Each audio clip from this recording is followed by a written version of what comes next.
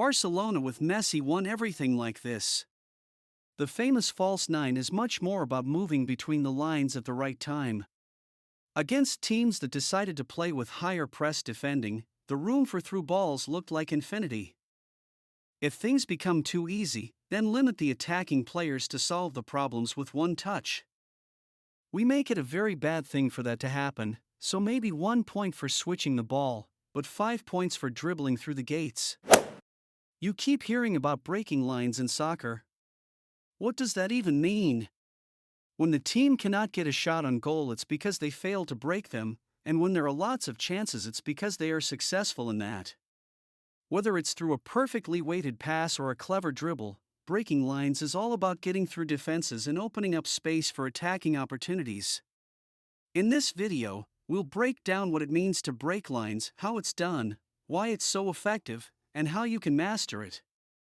You'll see real-life examples from top teams and players, plus drills you can practice to take your game to the next level. We've got plenty of examples, from passing techniques to dribbling skills, that will help you read the game and make those decisive moves. Get ready to break down defensive walls and see the game from a new perspective. What are lines? Really, what does it mean to have lines and why it's important to understand them? It's easy to see that the full soccer field with all the boundaries. However, there is a difference between that and the playing area. The area is dynamic and it depends on the soccer context. For example, if we consider that the playing area is the entire space between the players, then the last defender and the striker describe the height of the area, while the most wide players describe the width. When setting up the defense, we don't want to have randomness, instead we want to have compactness. For example, we set up a 4-4-2 defensive shape. So, the defenders will form a line that will also act like an offside line, and the goal should be for them to be as close to each other as possible. The midfielders will also form a line in front of them, each at roughly a similar distance from the defensive line, also with a goal of being close to each other. Finally, the two attacking players are also in the same line, usually a bit more centrally. Why is it important to break the lines? If we start with the ball at our goalkeeper, then we need to beat 11 players to score a goal. However, if we pass to our midfield, then all of a sudden we have passed one of the lines and we are left with only 9 players. One more line and we have only 5 left. In fact, if our striker gets the ball, then not only that it needs to pass the last line, but if it dribbles past the defender, then it is 1v1 with the goalkeeper. So, some of the famous Maradona or Messi goals where they dribble over half the field, they really dribble through only a few players, each in their own line. One more point before we find solutions on how to break lines. Does it matter if the defense is set as a low block, mid block, or high block? Yes and no. The principles are the same, but some of the solutions might be a bit different. Also, if we are in a counter-attacking context and set pieces, then there are really no lines that matter, except for the offside line. We will get into all of these details as we discuss the solutions. The simplest solution is to dribble through each line and score a goal in the end. Now, let's say that the success rate of dribbling is 50%. That is not really the case because oftentimes the defenders don't engage in tackling until they get support from their teammates, and then the success rate drops to a much lower percentage. However, if it is 50%, that means that a defender needs to pass through at least 3 or 4 dribbles before shooting on goal. Simple probability tells us that the chance of doing that is 6.25%, and then they still need to score against the keeper. If they end up losing the ball, then they have abandoned their duty as a defender and the opponent has a much easier chance to advance and shoot themselves. This is the reason why we tell defenders to play it safe and not dribble, while we encourage the strikers to dribble in the final third. They need to break only one line of defense, while the downside is not that big because they have their midfielders and defenders to cover for them, so taking risks for them is much more natural.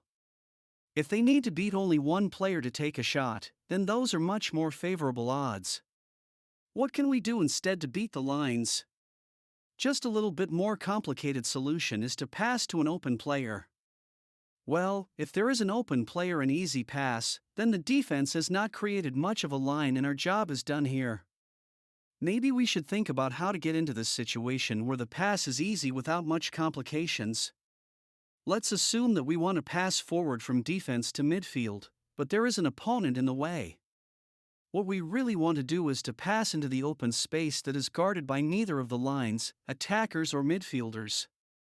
To achieve this, we need the right timing and weight of pass.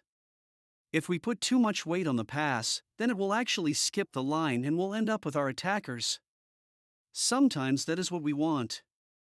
However, we have to understand that the further the pass goes, the longer it takes to get there, so the space for the attacker to cover is larger.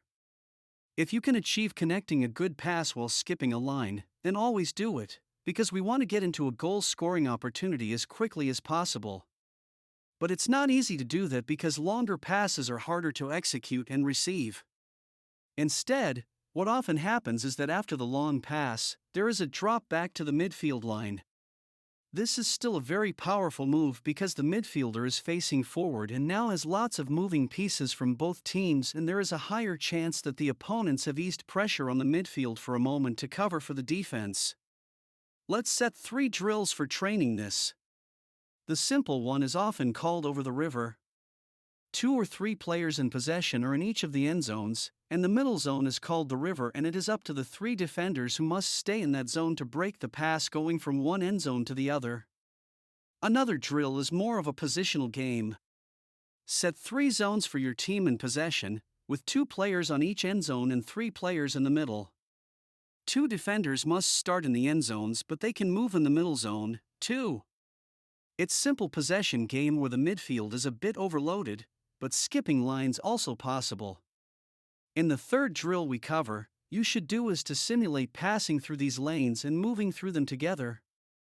This is one of the variations that all big clubs do, not only in their academies, but also at the professional level. There are 2 defensive lines with 2 players each, which means that there are 3 attacking lines. The goal of the attackers is to pass through all the lines, starting with 2 players on one inside and 1 player in the other 2. So it becomes kind of like a 3v2 situation, then the players can move to the next line and try to do the final pass to the end zone. Is it allowed to skip a line?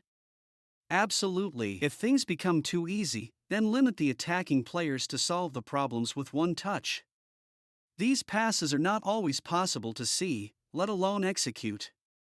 On top of that, the opponents might be sensing the lack of options and try to put pressure quickly. For this, the most important thing is to shift the ball within the passing lane.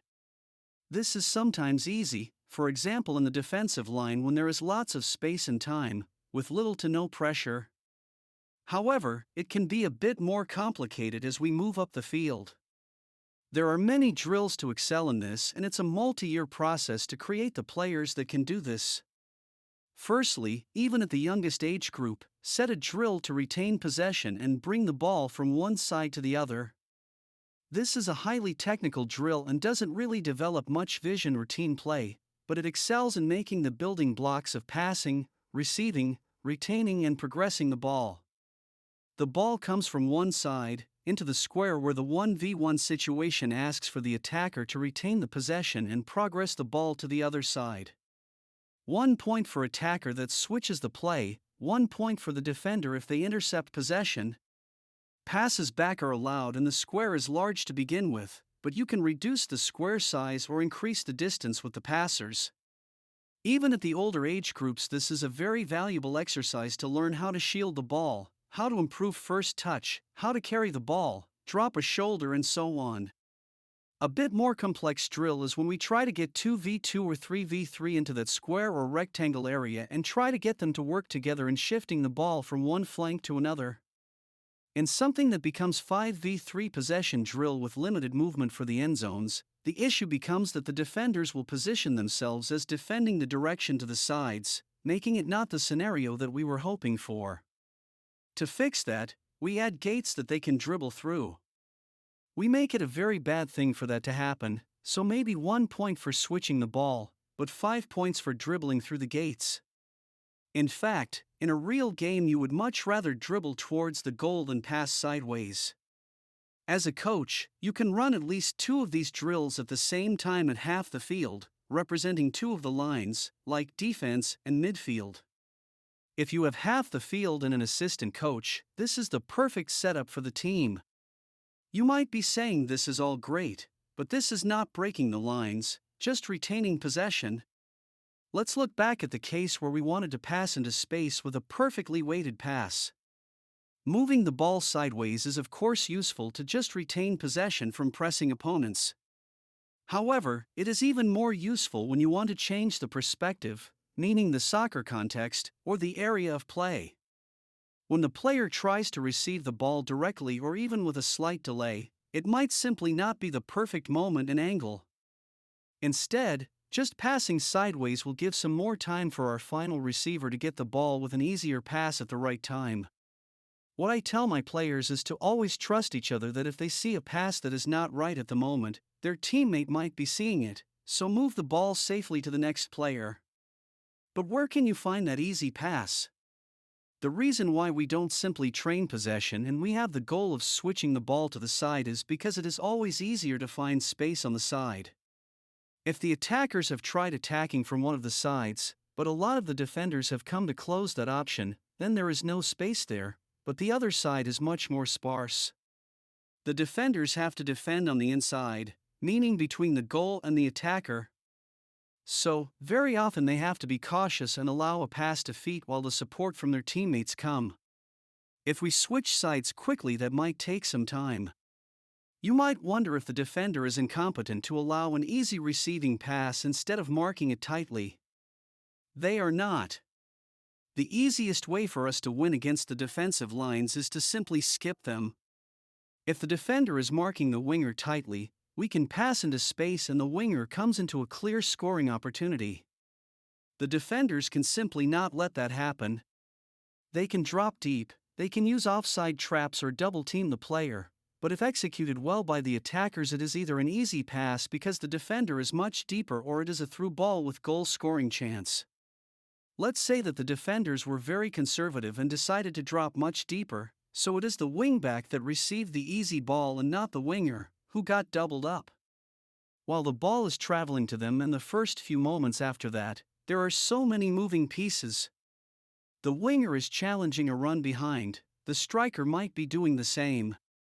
The creative midfielder is offering a one-touch solution to support these runs. All of these are options that happen because the ball moved to the other side. Alternatively, let's say that we still manage to get the ball to the winger. They can try taking their opponent one-on-one. But while doing that, there are still many other moving pieces that make the duel even more interesting. For example, the wingback might be making an overlapping run hoping for a pass from the winger. Or maybe the attacking midfielder is making an underlapping run. Or there is the possibility of the striker coming for a 1-2 play or support for one of the other runners. All of these options are great and they don't distract from the one-on-one, but instead they help the winger because their defender cannot focus only on that defending. If the winger decided not to pass to any of the options, there are still more good solutions. The winger can cut inside to take a shot on goal, usually with inverted wingers. Alternatively, the winger might dribble on the wing before delivering a cross. That will not break the lines, but it will move the line much closer to the goal. The cross then is in a very dangerous area where most of the players are in a goal-scoring positions.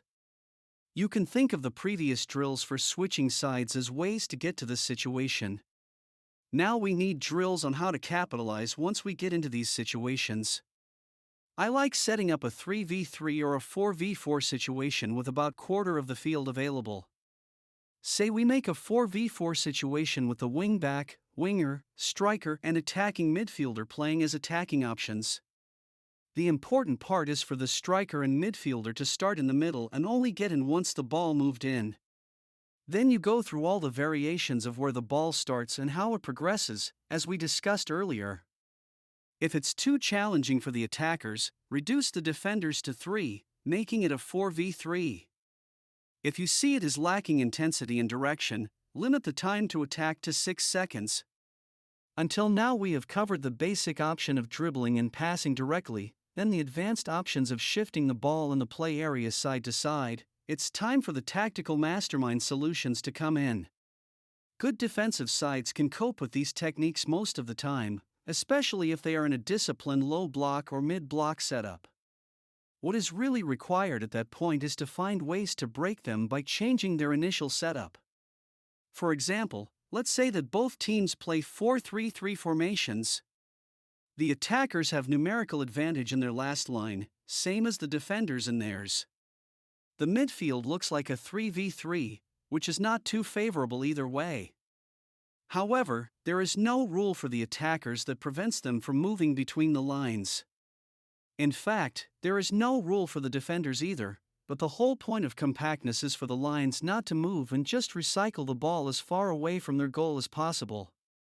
Let's say we manage to find a pass to a midfielder that now is not only in a 3v3 situation, but starts to get sandwiched between two lines of opponents closing in on them. To progress the ball forward, a defender should try to move from their own line forward. So now, instead of having a 3v3 situation, we get a 4v3 with numerical advantage. This is very common for the wingbacks to get forward and give options to retain the ball or even progress it. Both the movement and the passing is very common, often referred to as the third man principle.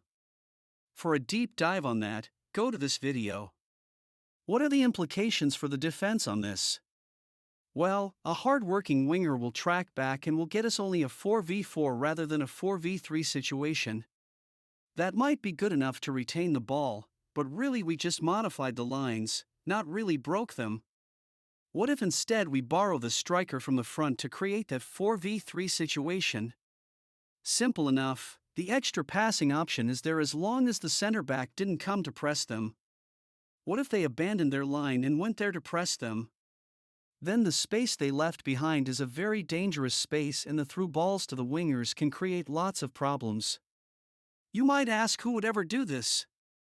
Barcelona with Messi won everything like this. The famous false nine is much more about moving between the lines at the right time. Against teams that decided to play with higher press defending, the room for through balls looked like infinity. Then many teams decided to play with low block, and the four players in the middle were so dominant that they would bring the ball in front of the penalty area with almost 100% success rate.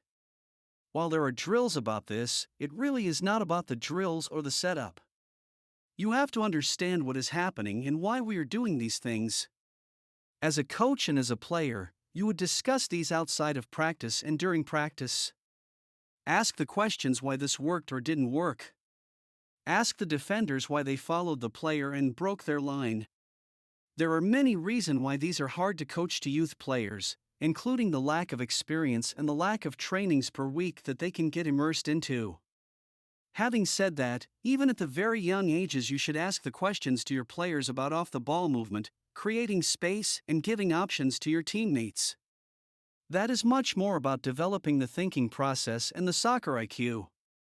I hope that this video about breaking the lines in soccer was useful to you. We covered the basic approaches, the advanced patterns of play and some of the ways the professional teams are solving these problems. We showed multiple drills on how to coach these different patterns of play.